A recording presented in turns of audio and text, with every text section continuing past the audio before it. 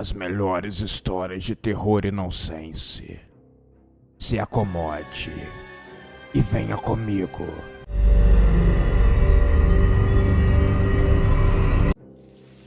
Um vulto era visto andando pela floresta. Estava de noite, o céu nublado, nem sinal da lua ou estrelas. Esse vulto vem correndo, seu enorme vestido branco balançando para lá e para cá. O vulto parece ter chorado a noite inteira. Um momento de desespero e ele mergulha no lago. Um mergulho para as profundezas. Anos mais tarde, as pessoas daquela região sussurravam que as suas águas estavam contaminadas. Ou pior, amaldiçoadas. Um corpo putrefato de uma jovem desaparecida havia sido encontrado. A mesma jovem que havia sido acusada de bruxaria e estaria prestes a ser consumida em uma enorme fogueira. No último momento, ela havia conseguido fugir. Haviam relatos de pessoas que bebiam da água do lago, mesmo que por acidente. Essas pessoas logo eram cometidas por uma doença misteriosa e terrível. Seus corpos começavam a apodrecer lentamente, enquanto as suas mentes se afundavam em uma loucura terrível. Um jovem forasteiro, em busca de um novo lar para suas andanças, caçador de recompensa, tomado pela sede de muitas horas de caminhada e com seu cantil vazio, se aproximou do lago, sem saber da sua história, para beber um pouco de água.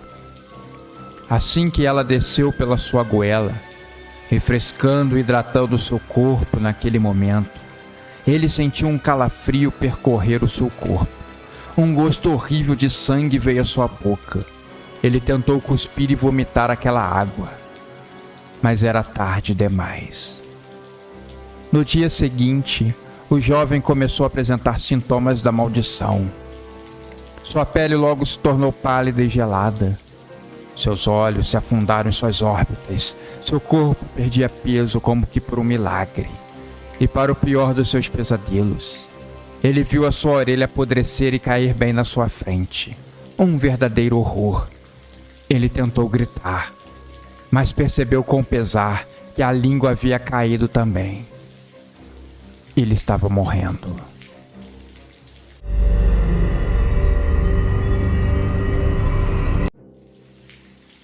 A ironia do destino é que o filme que Clarissa vai assistir se chama Não Assista ao Filme Sozinha.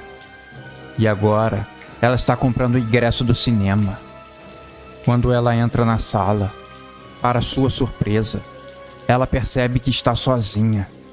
Nenhuma viva alma dentro daquela sala.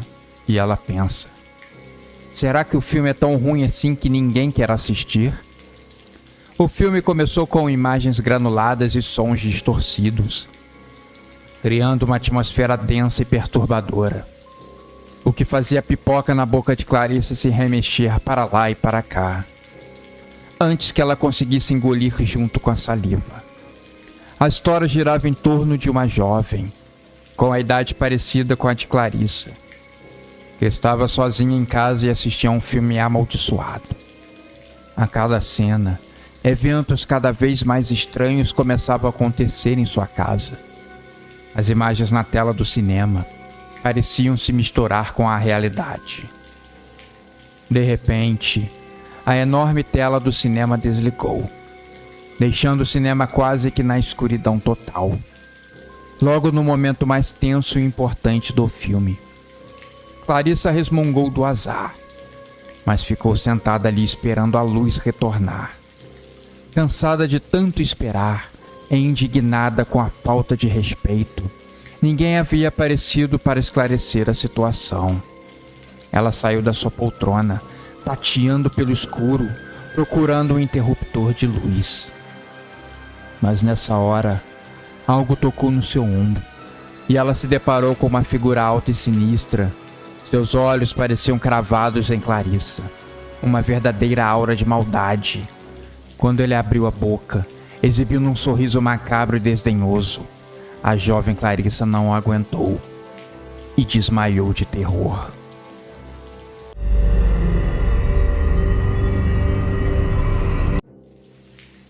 Um prédio antigo, de uma universidade abandonada, era alvo de muitas lendas. Desde fantasmas que assombravam os corredores, muitos alunos que haviam perdido suas vidas ali, em circunstâncias duvidosas. Depois de muitos acidentes e problemas com a justiça, os donos decidiram deixar a faculdade de lado, suspendendo novas matrículas e encerrando as suas atividades. O enorme terreno que ela ocupava ficou lá, jogado às traças por anos e anos. Um bairro enorme cresceu ao redor dessa faculdade, que ocupava na época uma área remota da cidade. Um belo dia, as pessoas que estavam andando pelas ruas começaram a sentir um cheiro horrível que estava exalando dos prédios abandonados da antiga universidade. Haviam relatos também de muitos insetos e ratos que estavam inundando o bairro. Parece que é fugindo de algo ou alguma coisa daquele lugar. Conforme os relatos foram aumentando, a insatisfação também. Os moradores queriam uma resposta rápida da prefeitura e passaram a pressionar as autoridades. Acuado e sem ter muito para onde fugir, o prefeito ordenou que pessoas competentes fossem lá para dar uma olhada. Mas o que eles acharam deixaram a todos chocados. No meio do pátio central, que dava acesso aos diversos prédios, dezenas de cavalos estavam caídos, mortos e mutilados em um estágio para lá de avançado de decomposição. A única explicação que os homens conseguiram pensar foi que eles foram atacados por alguma criatura gigante que estivesse perdido por aquela região. Eles decidiram não contar nada para a população. E silenciosamente, eles limparam todo o pátio, dando um sumiço no corpo daqueles pobres cavalos. Os anos se passaram e o mistério continuou. Ninguém nunca descobriu quem ou que tinha feito aquilo.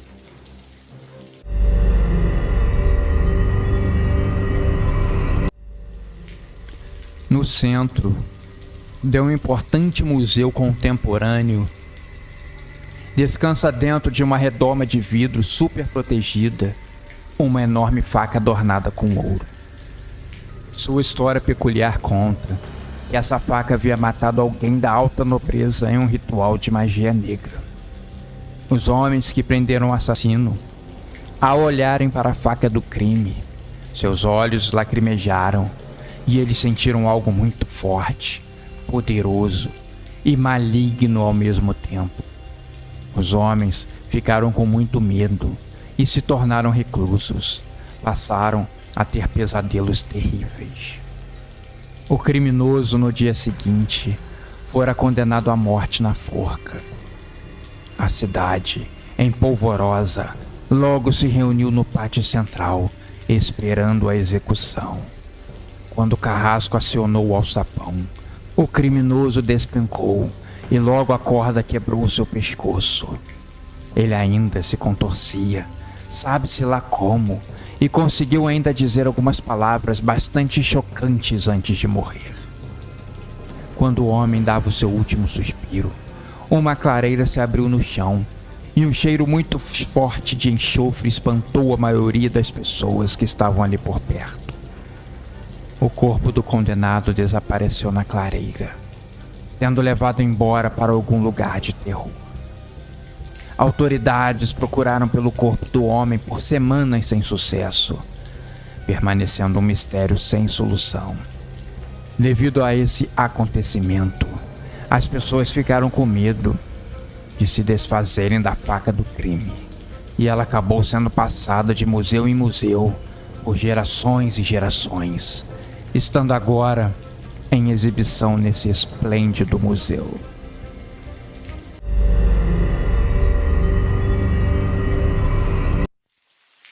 Andava apressado. Precisou esperar alguns minutos para que o elevador chegasse ao térreo. Nesse meio tempo, Ele cumprimentou e acenou com a cabeça para algumas pessoas. Ele sentia um calafrio percorrendo toda a sua espinha. Estava vacilante. Precisava respirar fundo. As portas se abriram e ele entrou no elevador do hospital e viu a presença do mal. Fechou os olhos e continuou com eles fechados. Na sua cintura pegou o crucifixo e o segurou firme na altura do peito.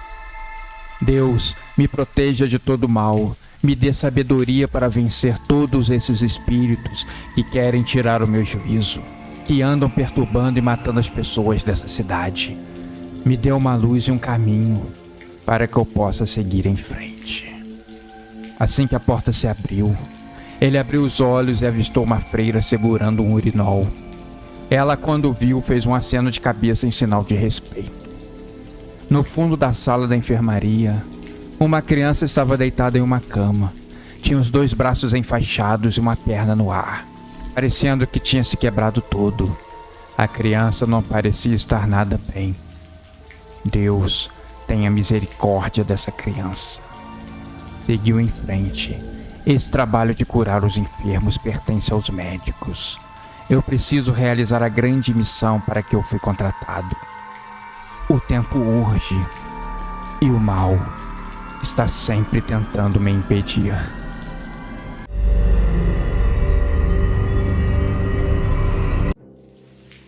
Assistindo a um importante documentário de pessoas que não tinham muito compromisso com a verdade, soltando coisas a esmo e tentando moldar a cabeça fraca e inocente de muitos jovens, inclusive com o garoto em questão dessa história. O jovem de nome Bernardo, depois de ter ficado muitas semanas consumindo esse tipo de material, começou a questionar a realidade. A ideia de que o mundo poderia ser apenas uma criação de sua mente. Essa ideia o consumia. As vozes dos outros, as ruas, o céu, tudo parecia artificial, como cenários em um teatro vazio. Ele chegava a ficar na frente do espelho por horas e horas recitando a frase: "Eu sou Deus, eu sou o universo. Se eu morrer, todos morrem junto comigo." E de tanto ficar na frente do espelho, ele teve um lampejo, uma teoria, uma frase que despertaria toda a sua compreensão. Mas ele estava com um pouco de medo e ficou adiando essa decisão por um tempo. Até que um dia, irritado com as situações terríveis que ele estava passando na vida real, decidiu testar a sua teoria. Parou em frente ao espelho e o encarou seu reflexo. "Se tudo é uma ilusão, por que você me segue?" Ele perguntou ao reflexo. E para sua surpresa, o reflexo sorriu de volta. Um sorriso que Bernardo não havia feito. Apavorado, o jovem recuou, mas o reflexo continuou sorrindo. Aproximando-se do vidro, Bernardo falou: "Você não é real", sussurrou para o reflexo. E ele respondeu: "Eu sou verdadeiro, e você é o que não existe." Nessa hora o vidro se estilhaçou, e em Bernardo foi engolido pelo vazio, enquanto seu reflexo saía para viver a sua vida.